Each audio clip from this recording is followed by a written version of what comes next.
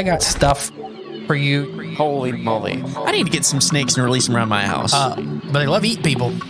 They love eating kids. These guys are the scientists of the supernatural, lecturers leaving lessons for inquiring laymen. They are applying the scientific method to a world that baffles science. They are the cryptids of the corn. Every day that you open your mouth, I know, right? I'm more convinced that you're abducted by aliens. No. And it just stood up. I mean, it just like kept going and going. And she goes, what the? These are idiots. I was laughing reading this because I already knew how you would feel. Idiot. What part of the story fits your balloon? Well, This isn't a UFO. But who else has big black wings and red eyes?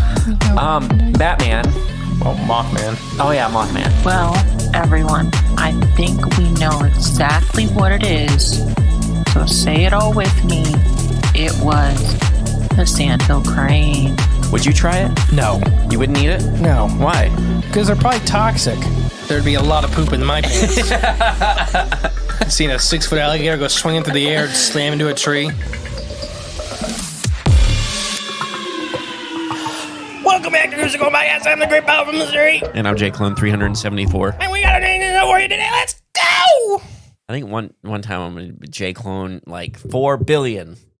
But you gotta actually like 4000 like Yeah. And then repeat comma 000 comma 0 like Remember it for the end too. Mhm. Check my label. mix in a whole bunch of numbers and then see if anybody catches which number you got wrong. Yeah, I'm sure nobody will. We're gonna talk about the Domsten Blobs, The Domsten Blobs. aka the flying jelly bags. Flying jelly bags. So, anybody doesn't know, I'm using an article from Rob Murphy, Cryptnauts podcast. Check him out. I love the podcast. Yeah. But this is one that I heard about on their show a long time ago. And it's just one of these weird one-off alien abduction things. Jelly bags. Yeah, where they were just, you'll hear it. You'll see it. Mm. But I was reminded by it because, this week in Cryptid history, like they would do little sketches and Okay. the posts and everything like that. They did one about it. This was a while ago, but I screenshotted it on my phone because I'm like, that's one we haven't talked about in a while. So yeah, we'll talk about this. It's in Sweden. Sweden. Pear actually gets abducted in this. Good. If anyone doesn't know, Pear does the our art for our. He actually did the intro for this. Yeah. And Freaky Fauna Friday. If you listen to the end, you can actually hear his voice. Yeah, Pear. Freaky Fauna Friday. He has my head in a freezer. He does. Well, I think we posted that on our Patreon once upon a time. I think we did on Patreon. Long time ago. Yeah, if you want to see the Great and Powerful Mystery's head in a freezer. Swedish man's freezer. Yes. He takes good care of you. Gosh. Now, so if I told you a terrible flying jelly blobs or jelly bags, what do you think of? Describe to me the creature you think. Giant or not giant. Flying jelly bags. I don't know. I mean, could be anything. But I think of lysosomes, flying lysosomes through the atmosphere. Yeah. Not rhizomes? Nope, lysosomes. It's got to be those ones. 'Cause those ones destroy things in the cell. They get rid of the waste in your cells. So, I don't know. That's the first thing that comes to my head. I think that was my foot squeaking. I thought it sounded like a plow truck outside, but I'm like, it's raining. Oh, I don't know. Like, what are we plowing? Water? Yeah. And prayers for everybody out west. I mean, this is late by the time it comes out. Did you see they were having terrible flooding? No, I haven't seen that Yeah. yet. Oh, great. It's to put out the wildfires. Oh, that's wonderful. No, that's so bad. In 1958, a pair of panic-stricken Swedes were attacked by a horde of pulsating creatures just off the desolate stretch of a fog-shrouded road, and what has to be the most terrifying close encounter on record. On December 20th of 1958, two friends, I'm going to try to say their names. Keep in mind, they're Swedish. I can say their first names, 25-year-old Hans and 30-year-old Stig. Hans' last name is Gustafsson. Yeah, we'll just stick with Hans and Stig. And Stig's last name is Rayberg. But his isn't as bad. No, that's better. They were making the normal brief and merry drive to Hogsmeade in Hansenberg, where the pair were staying with Gossofer's mother, Anne, following the night in the town with their girlfriends. All right, so with their girlfriends, they're staying at They're going Hans's mom's Yeah, house. they're going down for a festival. Yeah. They're staying at Hans's mom's house. Anne. They're going to go hang out with their girlfriends at this Swedish festival. And I've seen a lot of videos of Swedish festivals. What's the one, pair, if you're listening to this, the one where they burn everything for like 3 it's days? spring. Yeah, it's spring. It's to, what is it? Burn off all the old and bring in the new. Something. But it was like a big fire. Yeah, just a big fire for 3 days. Because everybody has a fire in their yard, and then the town has its own big fire. Yeah. And they gotta. Gosh. We should do that here. Start a summer tradition, the burning. Oh, that'd be something a little different. But it's to symbolize. We'll do it in the We spring. also don't have snow till June. Yeah, I mean, it's burning off all the old stuff you kept in your house for too long. I hope you're listening to this, pair. Yeah. Due to this soapy haze that was obscuring the road, they had slowed down in his DKW combine vehicle or combi vehicle to a nearby crawl, which I don't know what that is. In my head, I picture it like a little beetle, like a little bug. Okay. So I think he's driving. These two big Swedish men are in Herbie. Oh, okay. I was thinking like a side by side or something. I don't know. No, it's a European vehicle. Mm. He was hoping that this precaution would allow him and his friend to have a safe travel and an uneventful journey. This hope would be proven to be in vain. Here we go. What do you think happens? I just like making you guess. A giant jelly bag comes flying, lands on his head. I don't know. That's just my first dumb guess. Makes you think of the brains I don't know. from last week. Oh, yeah, the flying brains. At approximately 3 a.m., duo decided to pull over on the isolated spot on Route 45, which runs along the Straits of Oschaburg, near the village of Domsten. That's the only one, Domsten. What? That's like almost English? It doesn't have any of the weird like dots or anything above the letters. Yeah. In order to stretch their legs and relieve themselves. So these guys pull over. How many alien abduction stories where somebody's got to pee? It's a handful of them. I think 7. 7 exactly. Yeah. You got it. I'm getting, the answers Because beamed in. Betty and Barney Hill, they let the dog pee. Ooh. They pulled over and then they thought it was a bear and then they thought it was the KKK. Barney was going to shoot him. I'm glad I didn't get pulled over when I had to stop to pee. I was driving back from Findlay once. I had to pull over and pee on the side of the road. We've all done it. Yep. And no abduction, though. I didn't get abducted. I can recall that. The way you say it is like the people that we talk to about Bigfoot, where they're adamant like Bigfoot's not real, but then they'll tell you about this weird footprint that they found. Right, yeah. Or the weird noises they hear at night. Yeah, like... I was not abducted. Yeah. I woke up naked, tucked into my bed one time where I couldn't move. Getting carried off by a big hairy creature. I lost 5 hours in my day, and then the closet swung open and all the hangers swung around. Yeah, and I watched a demon come out and like do a dance and went back in. Wasn't abducted. Wasn't abducted. You were abducted. I hope this sparks something, and you're like, you know what? I did see a giant metallic bag one time come out of the woods.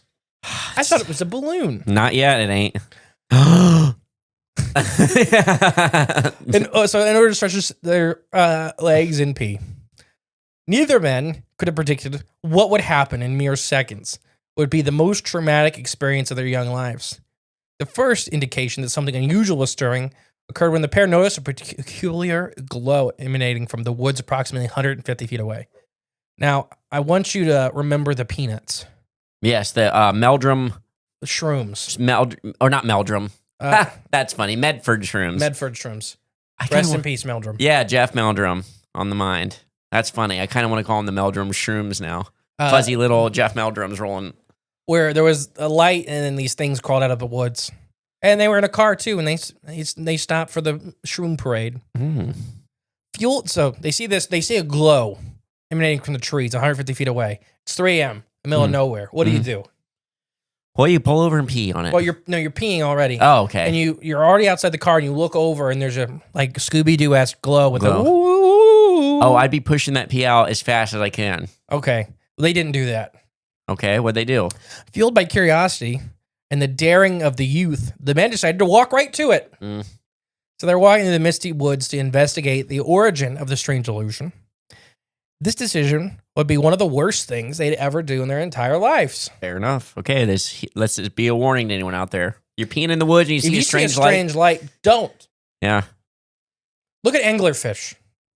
I mean, seriously, like, Yeah, that's their lure. but as they I was just saying, I don't know, but the curiosity part of me, I'm just picturing it in my head now. I would go look. I wouldn't. I'd be like, I'd leave you. Like, he's dead. I would look. It depends who I'm with. With me, Yeah. I've been around so much of the strange and paranormal and the weird. It's like, no, Yeah. that's a fae trap. I guess so. It's like seeing a unicorn in the clearing. Like, that is 100% a fae trap. Yep. No, it's a llama. It's a loot llama. A loot llama. As they approached the unknown source of the light, the men stopped next to the sign that prohibited camping in the area. Okay. So they see this big sign that says no camping, and then there's a glow past the sign. Oh, it's probably the what? Oh shoot, we did a story on it. The spoon lickers and the trolls. The Icelandic trolls, Oh, it's Iceland. That's right. Yeah, but in which is Sweden, separated by an ocean. But wait, there's Swedish trolls There too. are Swedish trolls. Because We did that Pear's episode with Joel. And then Pear's dad seen a troll. dad seen one and reenacted where he's seen it. Mhm. We got the video. It was then that the astonished pair spied a wide, radiant disc object. Hmm. So there's just this big, wide disc that's glowing in the woods. Okay, satellite dish. The duo later estimated that the disc was about 3 feet high and 15 feet wide. The immobile saucer shape was supported by a tripod perched on the forest floor. This is what he said. So this is translated into English. We saw a strange disc.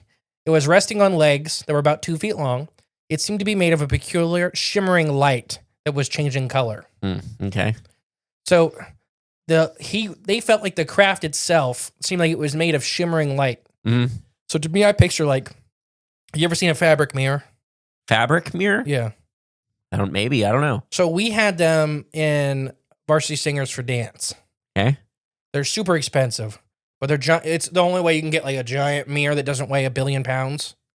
Okay. But if you touch them like too hard, you ruin them. But if you touch it a little bit, it looks like water. I really don't know. They're very cool. That's kind of, but they shimmer and stuff like that. So that's kind of what I picture. Okay. Is like that. The whole surface of this craft is shimmering, like covered in sequins. I don't know.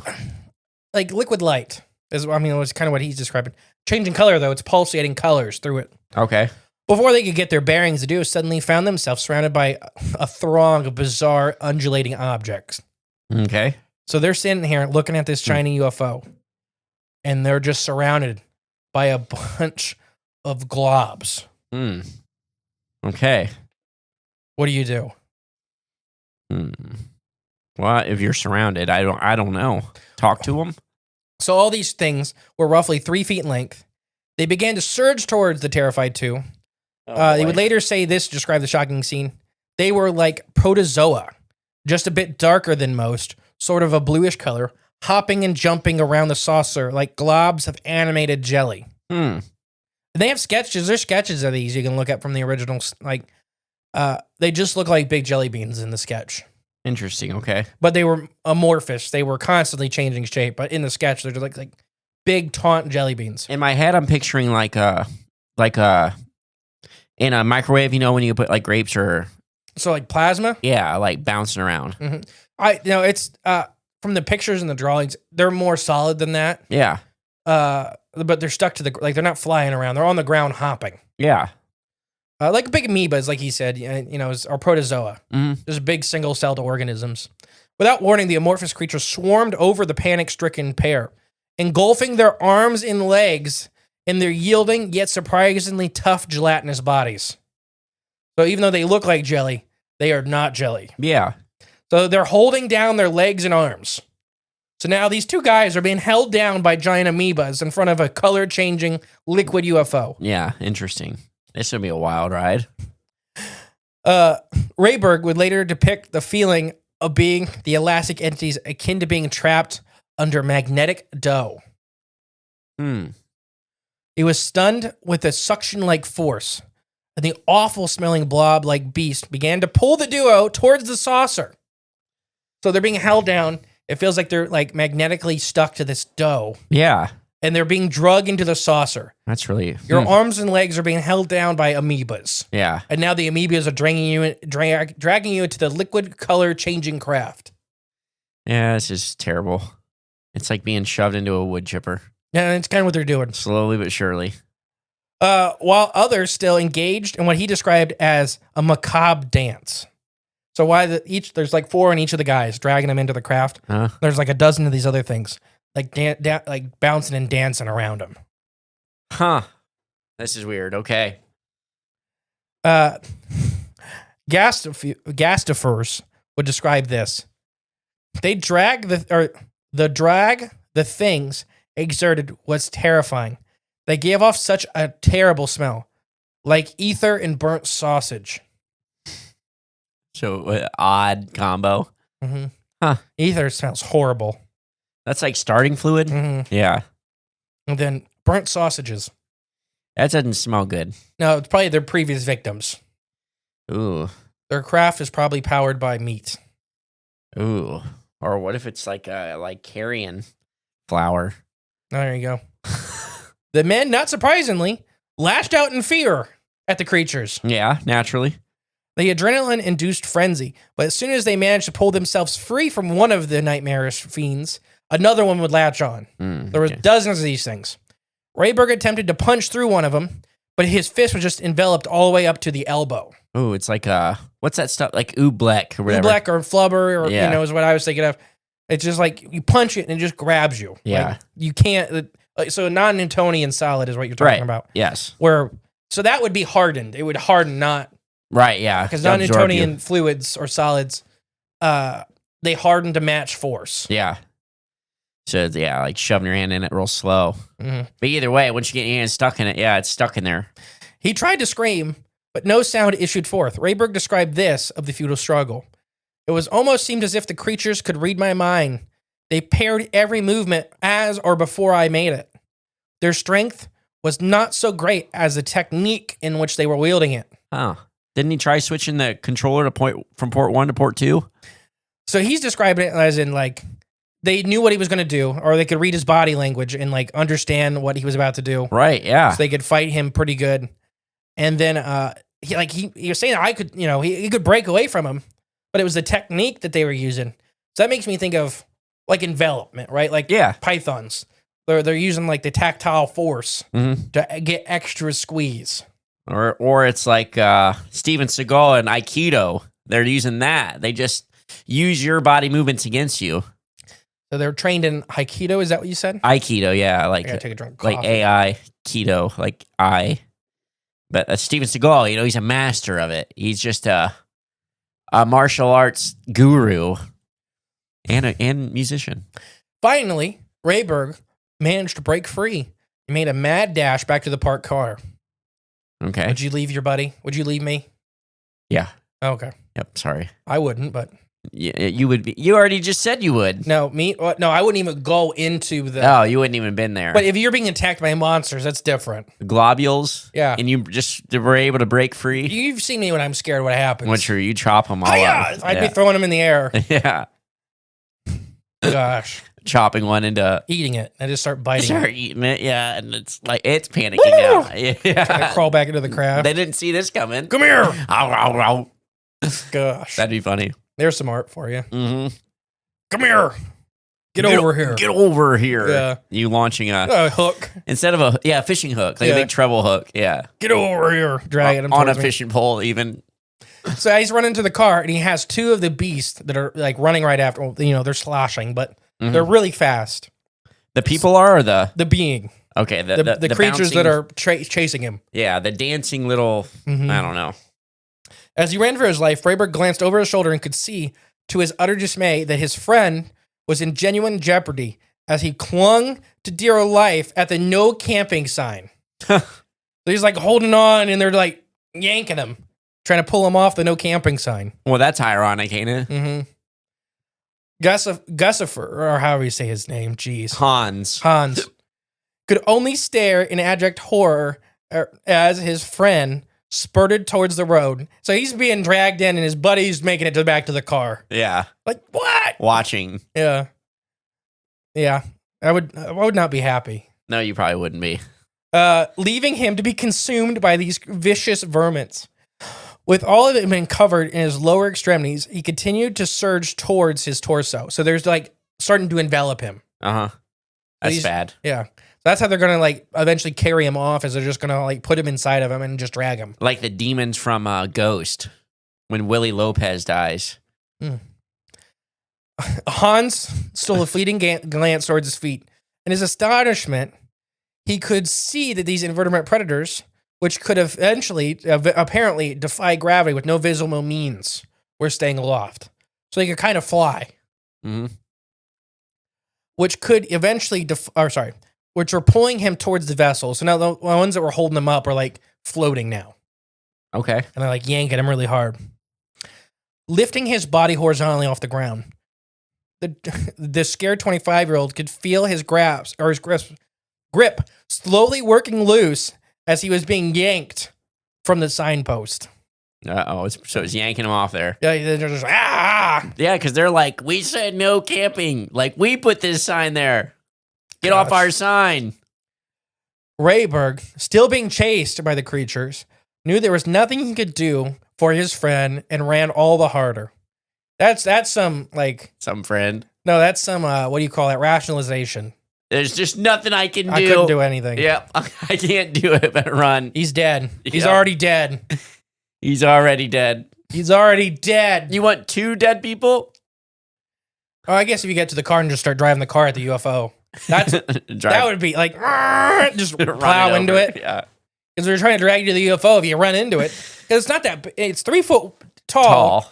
But 15 foot wide. That's pretty wide, yeah. But I mean, for a car, like... Run through that. Unless it's like one of those little, like, the tiny European cars. Like an Isetta?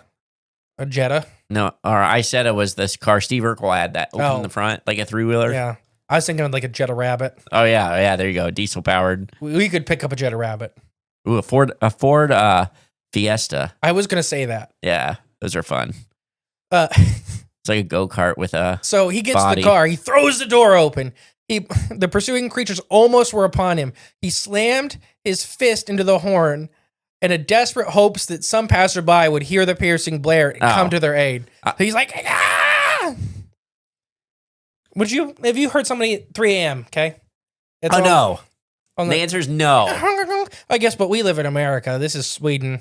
They may be like, oh, what's happening over there? No, true, yeah. Hans needs help. Yeah, they might be better off culturally, like more connected to each other. Mm-hmm. Whereas here, we're all kind of just slowly drifting apart. No, we're not. That's not true. Don't let them make you think that. Well, there's only like 8 people in Sweden, so... Yeah, true. You know, like, is that Hans? Yeah, it's family. Mm-hmm. Laying on the horn, piercing, blaring for anybody to come dig. In that moment, Hans and Stig became 2 of the luckiest men on Earth. The sound of the horn seemed to be profound effect on the jellybags. They did not like the sound. It's frequency. Interestingly, the gooey pair that had been following Rayberg turned tail and began to run back towards the craft without their quarry. The second the horn started going. Huh. They did not like the sound. Weird. The organisms that had been pulling on Hans also released their victim, who collapsed into the ground into a heap just in time as the boneless beast stampeded their way back to the underside of the ship. So all of them hated the sound of the horn. Mm-hmm. Beyond relieved, Hans scrambled to his feet and ran towards the car. As he threw the door open, Hans turned back just in time to see that the saucer was starting to soar skyward and it started to pitch a high-sounding whistle. The repugnant, burnt chemical smell was all that remained of the otherworldly assailants. So yeah, they get to whatever the horn did to them, flipped them out. They didn't like it. Yeah. Hmm. The men sat in silence. You imagine just sitting there in the car after. After that just happened, all that? Yeah. Like Hans was being like up to his belly button, like sucked into one of these things. Yeah. Being yanked. And the others are like chasing the other guy down. Well, the other guy's just sitting there watching. Yeah. So imagine if he didn't honk. Now they're sitting together in the car. Why didn't you come get me? So they sat in silence, tears streaming down their ashen faces. each men trying to process that what had happened to them in their own way. The event lasted only approximately 5 minutes, but they both knew that neither of them would ever be the same again. It would be a better part of 20 minutes before Hans trembled without subsiding enough for him to drive the remainder of the way home. So they were bawling so much that it took like 25 minutes for him to calm down enough to even drive. I've been there before, not bawling, but paranoid where I can't drive. Oh, I had it one time where I hit an ice slick on the highway with Emily and Grandpa in the car. Oh, God. And I spun a full spin in my old RDX. And you straightened it back out? Yeah. Oh, nice. Nothing happened. The highway was packed, though. Oh, I needed a full spin. I pulled over, and we didn't drive for like an hour. Yeah. Because I was throwing up in the gas station. I had a sheet of black ice. I can't believe it. At least you recovered it. Like, other people seen it happen and everything. It was just one little piece of black ice. Yeah. It's scary. That's how it gets you. That's and wild. then I drove, I think, like 55 miles the whole way home. Oof. Yeah. And everybody's like honking on me. I'm like, no. not going any faster. Yeah. You don't know what I've been through. The things I've seen. I'm sitting in the slow lane and I'm just going. Yeah. So yeah, what do you think they tell everybody? How do you think they are when they get to his mom's house? Oh, Hans and Stig. Shoot. I mean, I would be a little shaken. I'm sure they were a little pale. Yeah. But I would be telling everybody, yeah. Oh, you would? Yeah. Upon arriving in Johannesburg, the men concluded that it would be best if they kept their unbelievable experience to themselves. Which happens a lot, especially, keep in mind, this is 1958. Oh, for sure, yeah. This is 1958. Happens more than it didn't. Roswell was 10 years ago, and this is during the forgotten era of Roswell. Mm-hmm. I mean, this is like Project Blue Book, Grudge, all that, this is the shutdown. You're crazy if you see a UFO. Yeah. Let alone jellybags are trying to drag you and turn you into burnt sausage. Yeah, basically. I got theories. Of what was happening. But yeah, so they decided to keep it to themselves. They both were, understandably afraid, not only of ridicule, but they would invite company of any report as bizarre as theirs would compel to make that the fact that they were probably mentally unstable could be brought into question. Yeah, of course. So this is loony bin days. Right, yeah. I think Sweden had burnt a witch 30 years before this. I think they were one of the last ones to burn a witch. Oh, wow. So yeah, I don't blame them. Did she float? Well, I don't know if they even got that far. Oh, okay. I think Sweden and Iceland were the last two of the actual witch trials, like at the turn of the 20th century.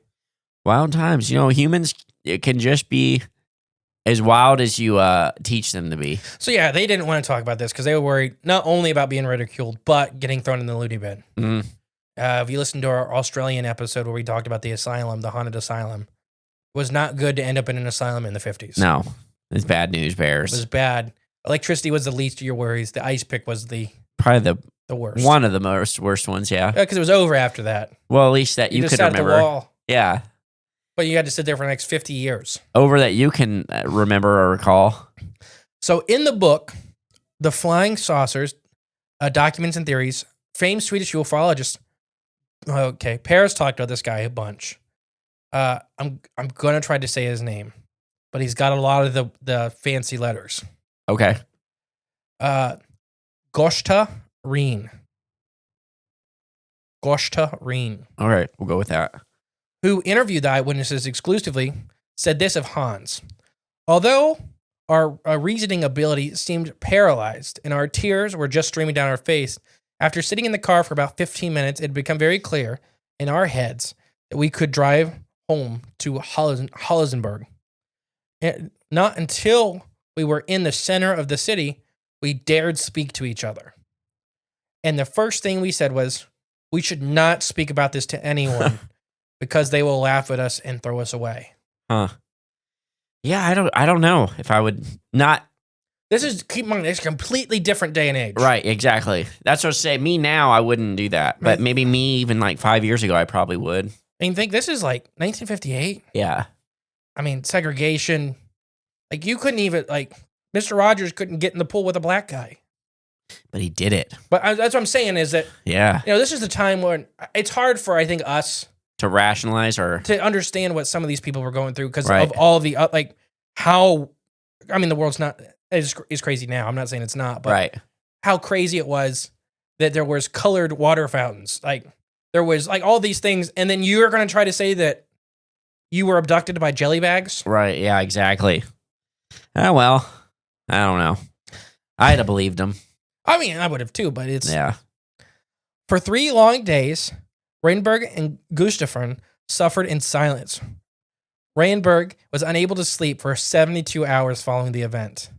Both he and Hans found that they were suffering from extreme anxiety and obvious physical injuries, as a massive bruises and reddened eyes started developing on them. Uh-oh.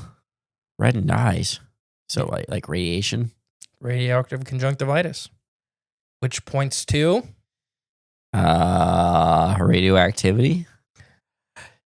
So injuries which did not go unnoticed by Hans's mother, Anna, or his brother, Benget, is what I'm going to say. Benget.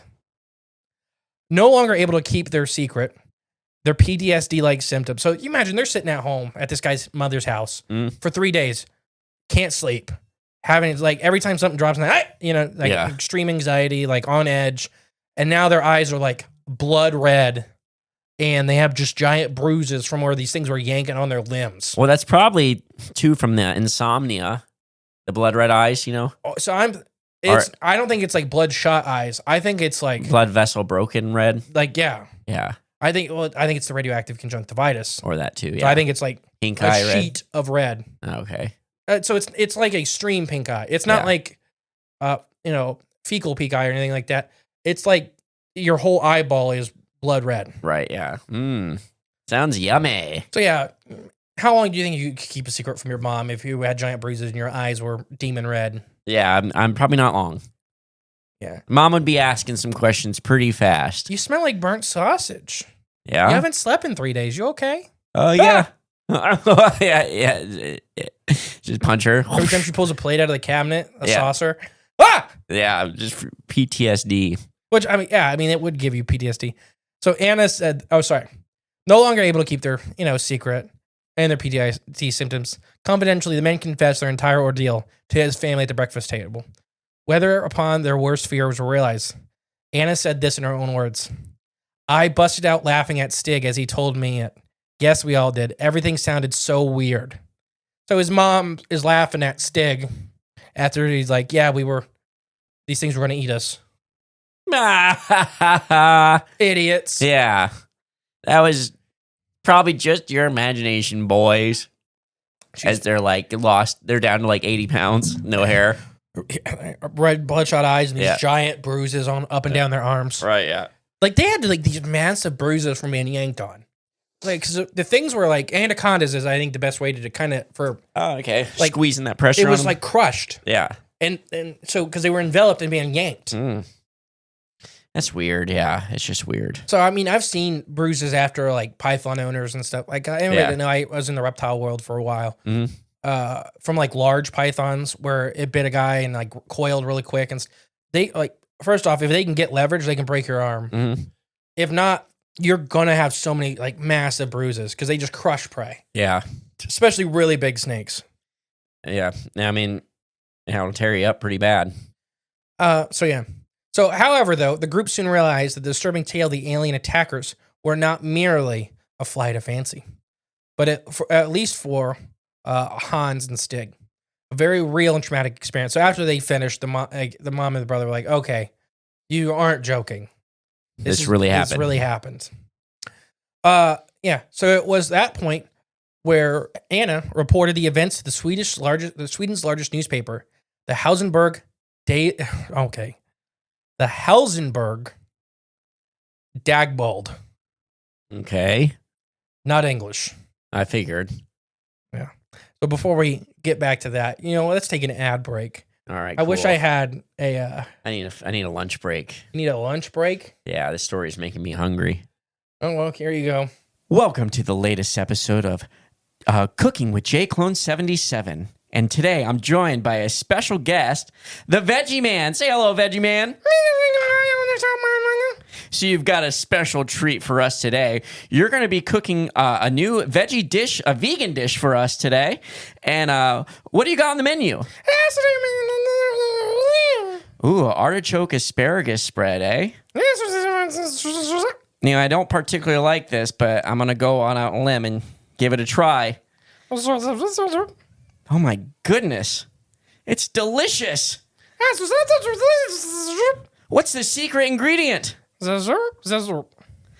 Flavors of the forest Bigfoot breath? Raw garlic dust? Wow. They freeze dry the highest quality of ingredients raw to capture the flavor you won't find in stores? Wow. Thank you, Veggie Man. I'm going to add this to my kitchen.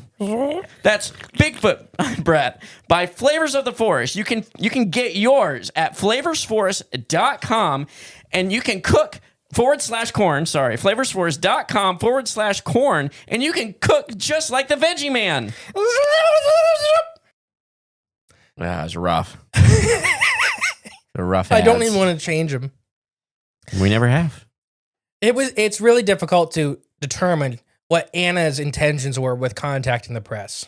Okay. So she goes right to the paper, and we don't know why. Is she trying to get justice for the boys? Does she think that it was a prank, or is she worried that other people could fall victim to to this thing, the jelly blobs?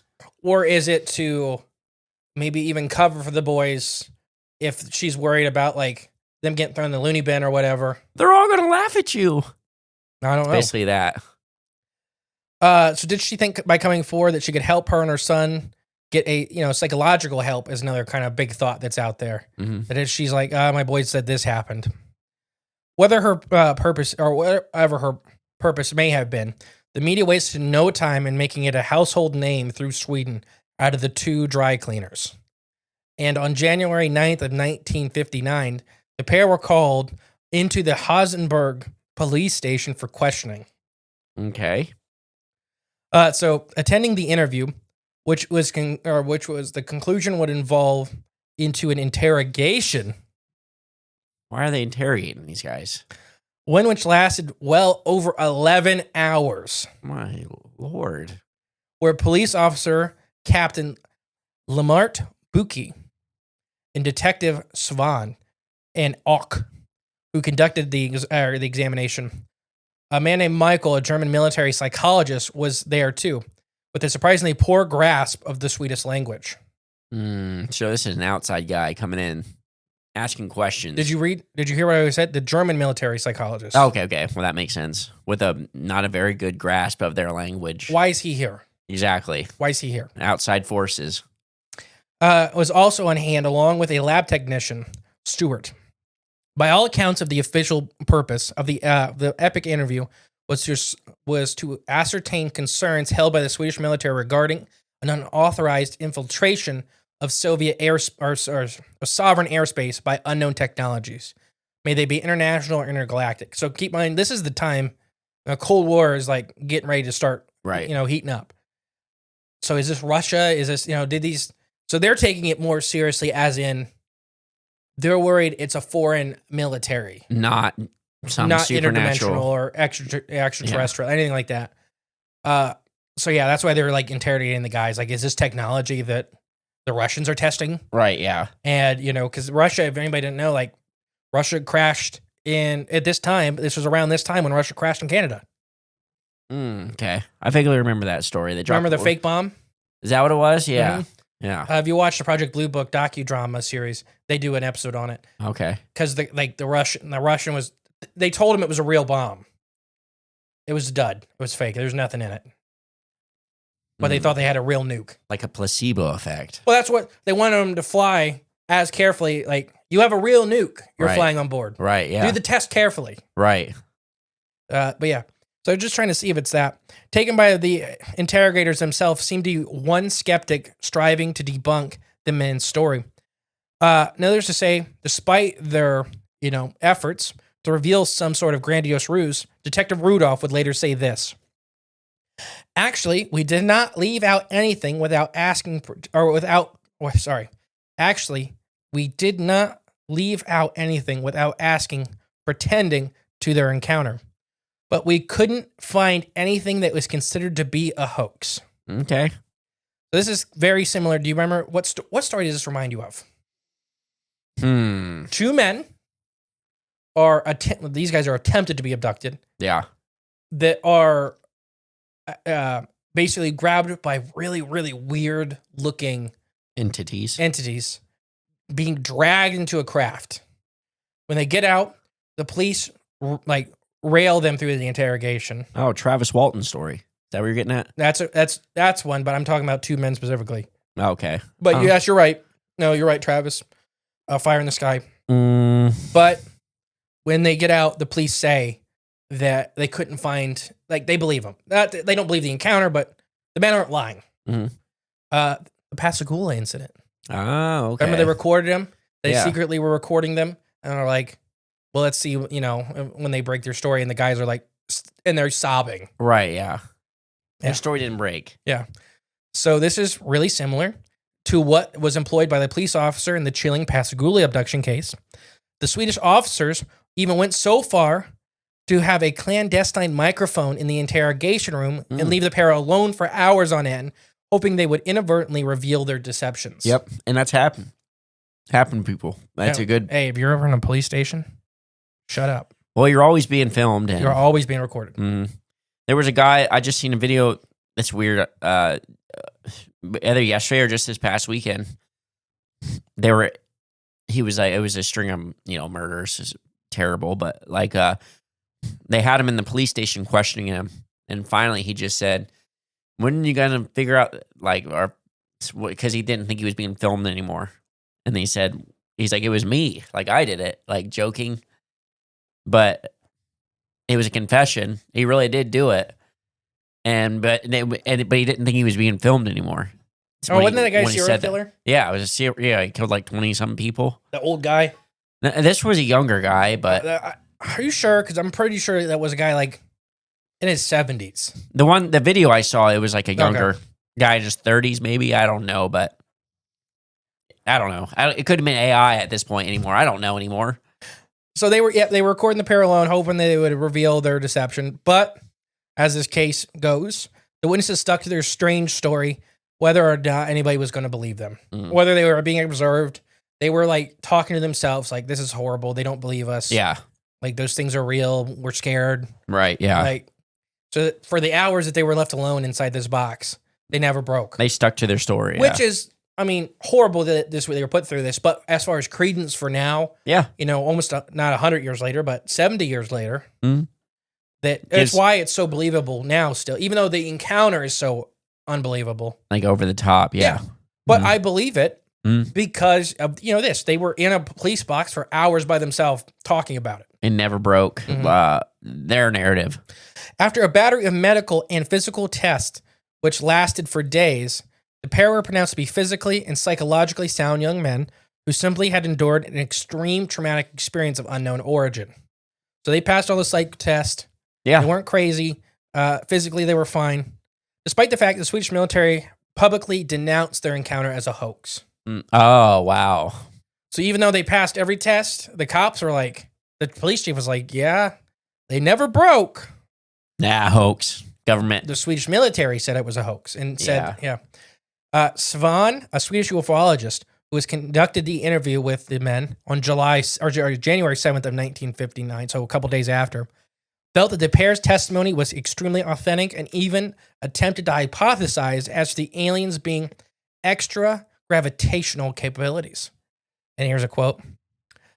An acceptable explanation of the creature's ability to fly may be that the UFO, through the surrounding gravitational field, an electrical origin, may have created swirls or swirling conductivities of energy. Okay. Basically saying that wherever they're from, they may not have so much gravity. So that, being gelatinous may help. Gotcha. Okay. So when they're here, when they're in the proximity of the craft, they can use that. It's producing its own gravity field or electrical field that they're manipulating. So whether the horn messed with that, or we could talk about that. We'll talk about the horn. Right. Yeah. But whether there was something with it and why they couldn't get so far. It first happened upon, So that's pretty much the story. There's a couple things they never really renounce their story. But yeah. You can find more of this book, Strangers from the Skies, which is a really cool book. I have it on the shelf over there. It's, I can't remember when it was printed, 1966. It's all about really strange alien encounters. It's the ones we like more, where it's like this, the jelly bags. Yeah. The dolphin aliens, like not like the grays. not the grays, green, not the reptilians. big eyes. Yeah. So it's Strangers from the Skies, 1966.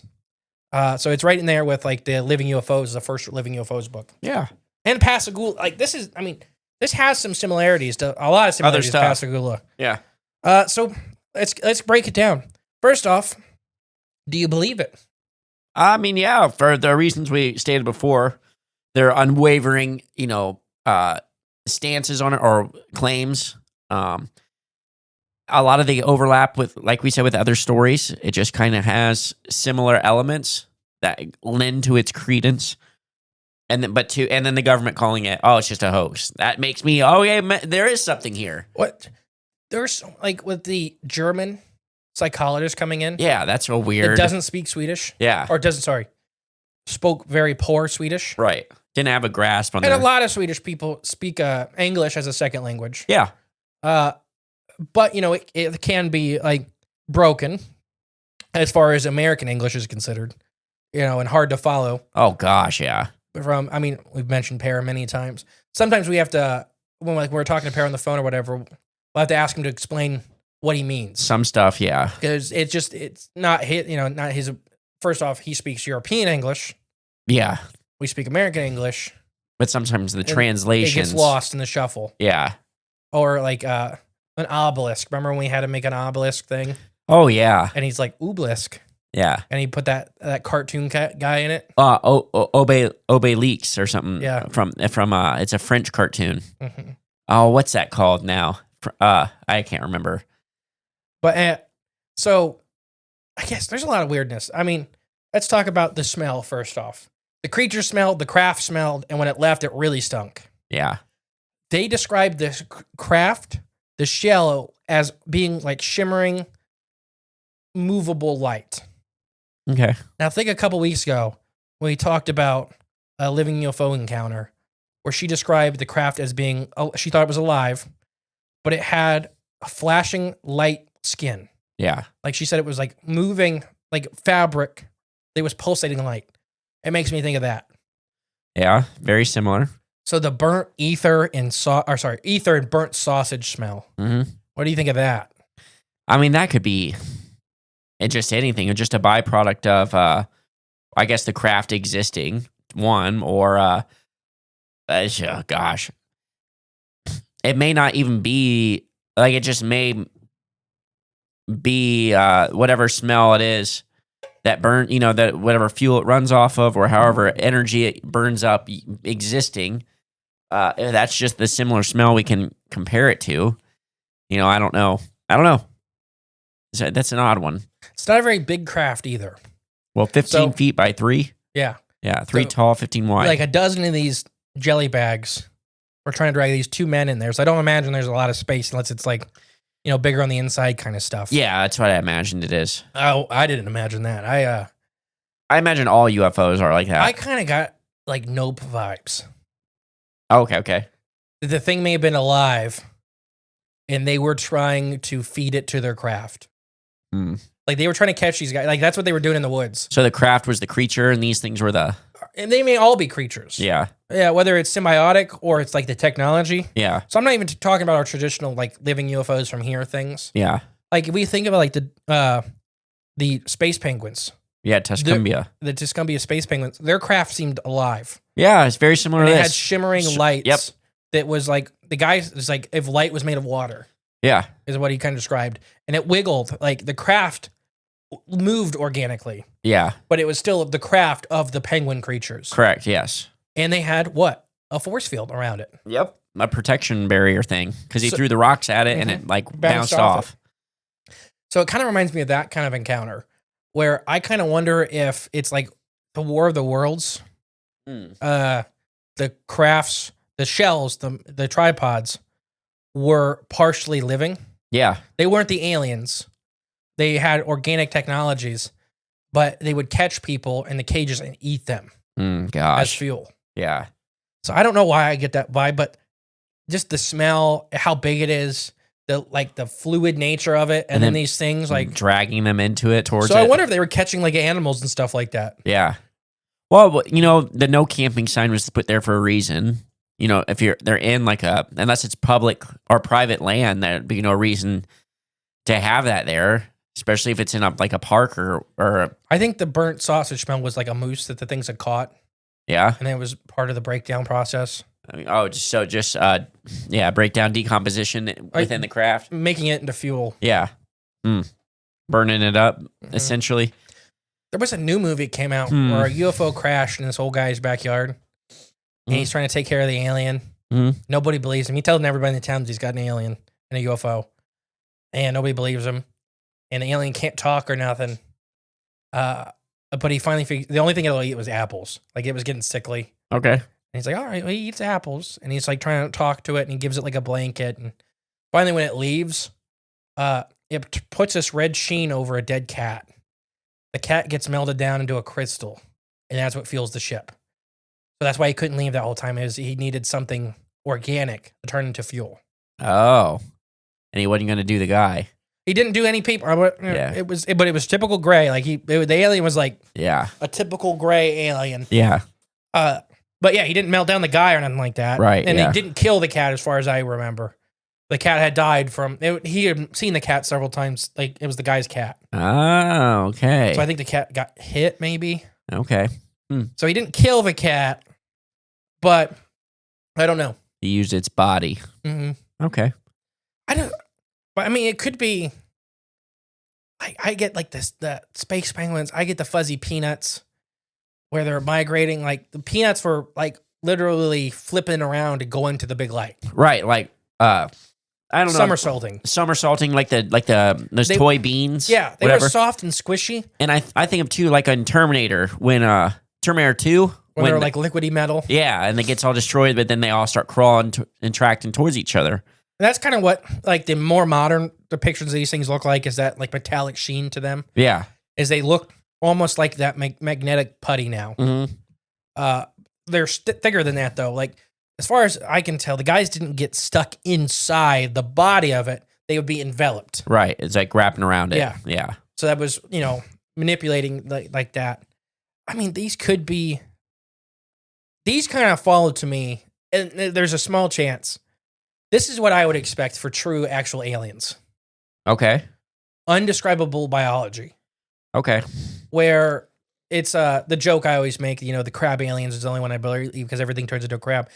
But where there's no eyes. Yeah. There's no organs, there's no brains. Yeah. Like there's nothing that you can look at.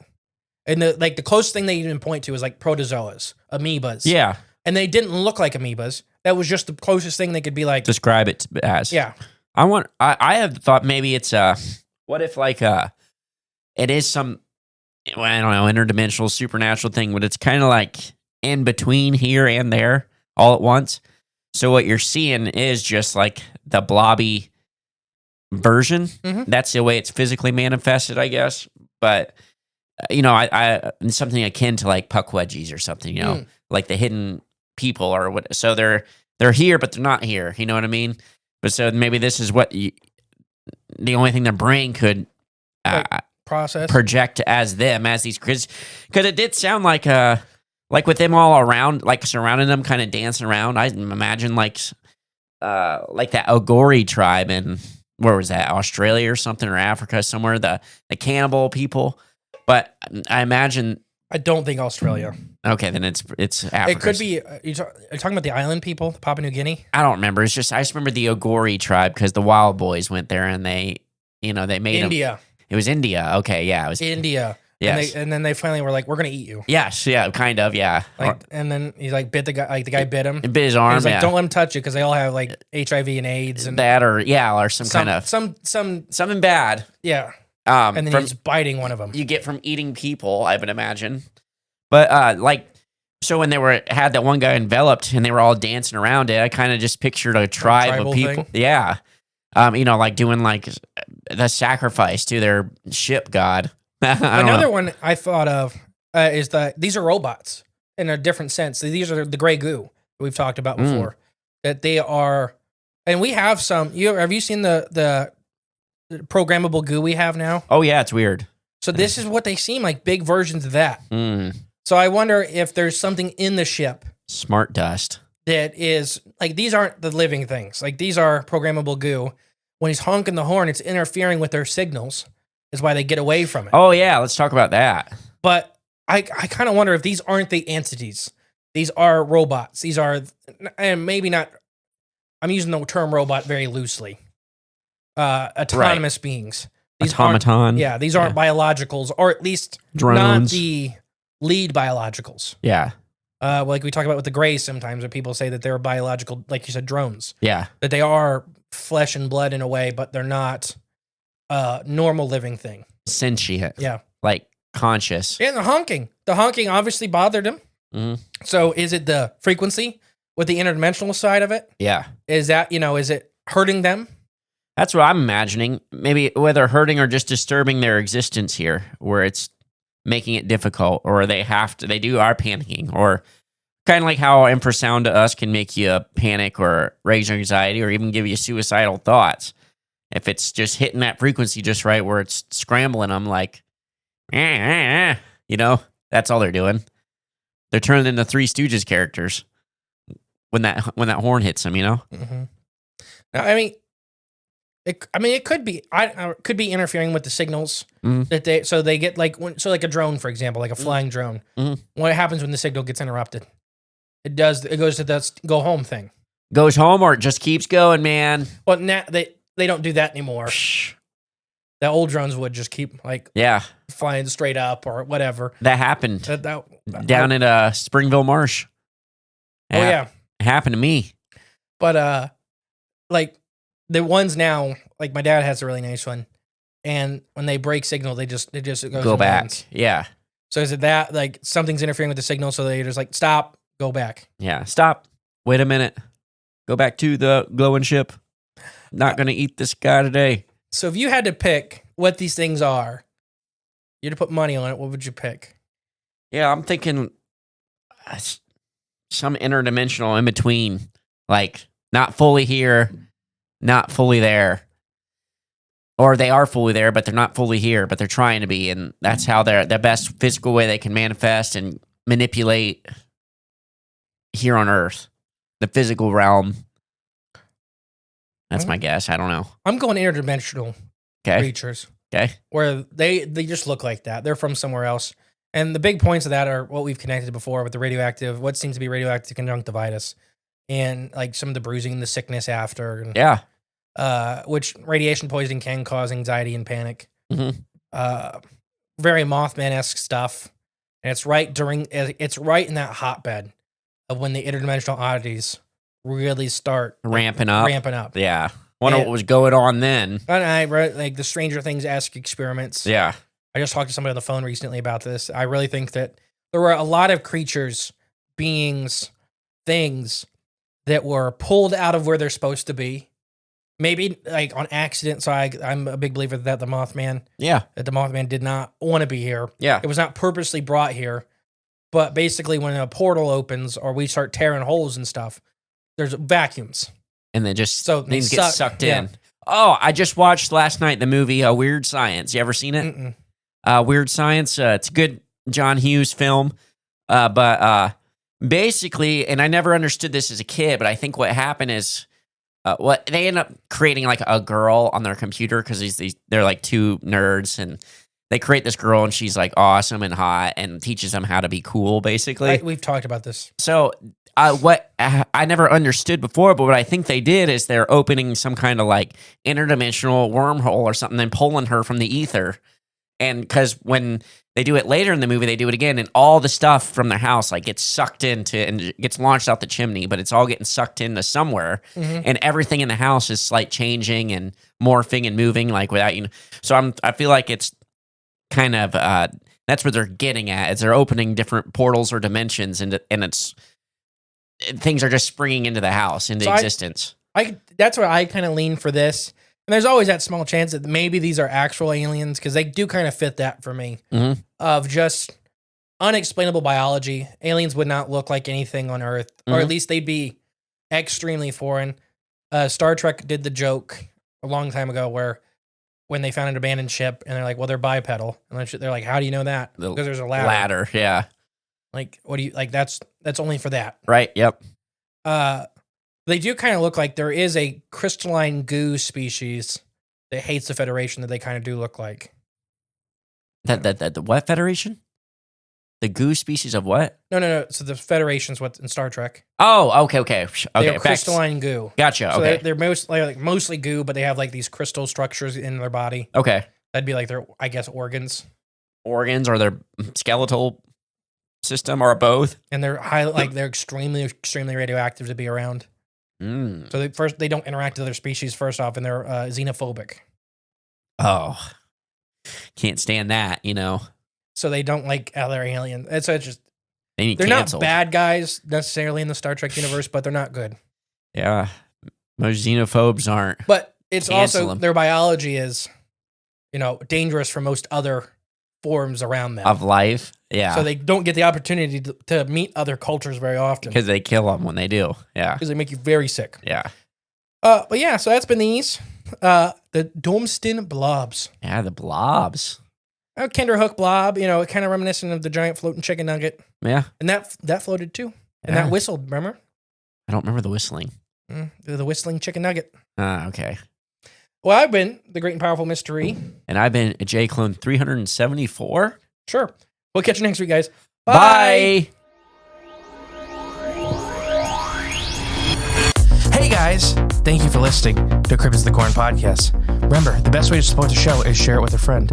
But if you are craving more of the J clones And more from Mr. E. there's always extra content on Patreon. And our paid member space on cryptidsofthecorn.com. We'll catch you next time with more exciting, fun, and informative information. Bye.